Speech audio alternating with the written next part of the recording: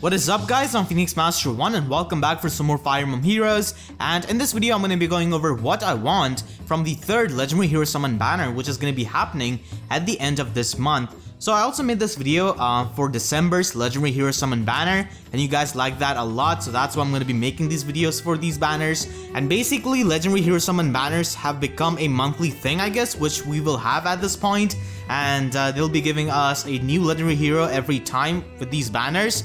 And I'm not really sure if they're going to be giving us those heroes for free at any time, but they didn't really give us Gunnthra, so the answer is probably no. So Legendary Hero Summon banners can be pretty good because you can get the seasonal units which you missed before if you've got good luck, because you definitely need luck, because that unit is going to be sharing color with two other units, so you can just get bombarded with the unit you do not want to summon and still miss out on the seasonal unit which you wanted. So that can be pretty troublesome, but overall, depending on your luck, it can go either way. I've seen a lot of people get extremely lucky on these banners, and I've also seen a lot of people get extremely unlucky on these banners and build up like a 13% pity percent and still not get anything. So like I said, it can go either way. So it can be a decent banner if you just want some 5-star units, and there is no non-focus category for these banners, and you will not get any kind of pity breaker parry or Merrick or Ogma, and only these units will be in the focus summons. So that's why you can just summon for these, and the only 5-star unit you will get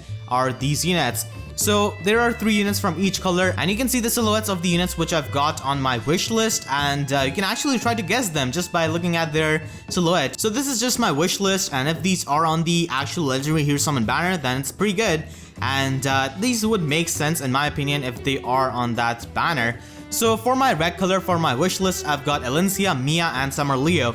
So Elincia is a fantastic flying unit, one of the best flying units and the best red flyer in the game, and her legendary sword is absolutely amazing. And we also got New Year's Azura recently, who has got honed flyers, so a lot of people who have summoned her would like to make a Fire Emblem team, and in that case getting Elincia is pretty nice because she's extremely strong and she can be built up with a budget set. And as for Skeletons, she does not really have too much. She just has Flare Formation, which I guess you can use on a Fire Emblem team if you've got the New Year's Azura. But outside of that, she does not really have too much for Skeletons. And in my opinion, Elincia would be really nice to have on this banner finally. And then I've got Mia. So Mia is also a really good sword unit, and Ira is just slightly better than her. And Mia is definitely up there with the top sword units. And she also comes with Flashing Blade, and she's the only unit as of right now who has got that skill. So that could be pretty useful for Skeletons, and overall Mia is just a fantastic unit. You can build her up for player phase, and her enemy phase skill set is a bit expensive because it does require distant counter. But if you did pull some extra hectares from the first Legendary Hero Summon banner, then you can definitely go for an enemy phase Mia, and overall she's this amazing unit. And then we have got Summer Leo, the unit which nobody probably would want unless you really like Leo, because he would often crash your pity percent for Mia and Elincia, and that would be pretty infuriating for a lot of people. But what can we do? These banners do bring back the seasonal units, so Summer Leo is definitely one of them, and eventually he's gonna be in that red color pool, so you cannot really avoid him. So he's gonna be in this pool, and Summer Leo actually is not really too bad. He just functions as a mage tank, and that is pretty much it. He also comes with Attack Ploy, and if you want you can run Attack Ploy and Defense plus Sacred Seal for a really nice combo. But a lot of people do have Attack Ploy Sacred Seal upgraded all the way to version 3. But for the people who really like Leo, then yeah, it's gonna be worth it for them. And then we move on to the blue color for my wish list. So I've got Delphia, Fjorm, and Summer Robin. So Fjorm is of course gonna be there because legendary heroes can be summoned only on these banners. And then I've got Delphia, and it's been a while since she has been on a banner, and I would really like her to be on this banner because I've got a minus speed Delphia.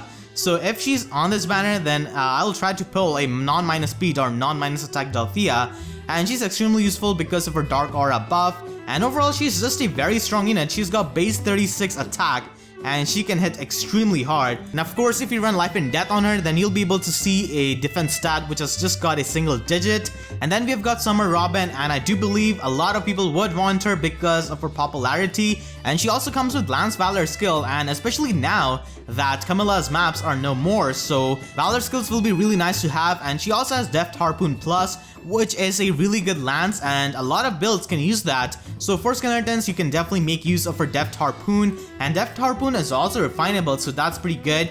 And then we have got Fjorm. Fjorm of course has got Attack Defense Bond, and Shield Pulse, and also Drive Attack that you can use for inheritance. And because Fjorm is always gonna be on the Legendary Hero Summon banners, you could eventually just pull a lot of her depending on how unlucky you are or lucky you are.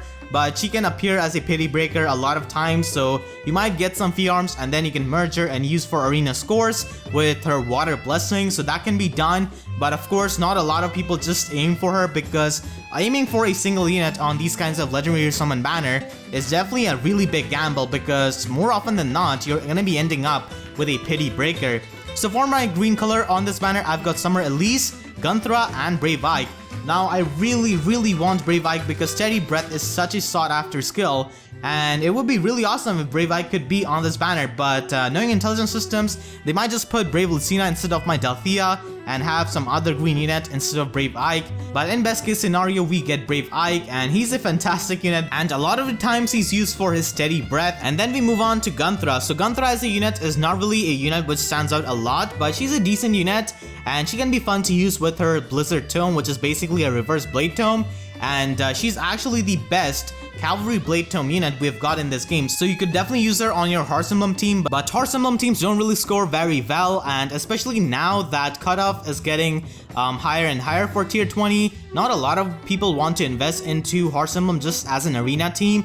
Sure, you can use that team for in-game content, but for arena, Horse Emblem team is definitely not a lot of people invest into unless you've got all of the highly merged horse units. So you can make her a good Cavalry Blade Tome unit, and for skeletons you can use her Res Ploy, and that's pretty good in combination with Attack Ploy Secret Seal. And then she's got Fortress Res, which can be used on some kinds of builds if you're lacking distant defense fodder. And then we have got Summer Elise. So Summer Elise is a pretty good offensive green mage, and she can hit extremely hard. She also has base attack of 36 just like Delphia, and she comes with Green Tome Valor, and that is pretty much it. And she does not really have too much for skeletons, and you will have to spend a lot of resources to build her up compared to someone like Nino. And then we move on to my colorless pool. So I've got Takumi, Gaius, and the new legendary hero. So the new legendary hero is definitely gonna be of the earth element, because February's main season is gonna be earth element, so that's why it is definitely gonna be an earth legendary hero. And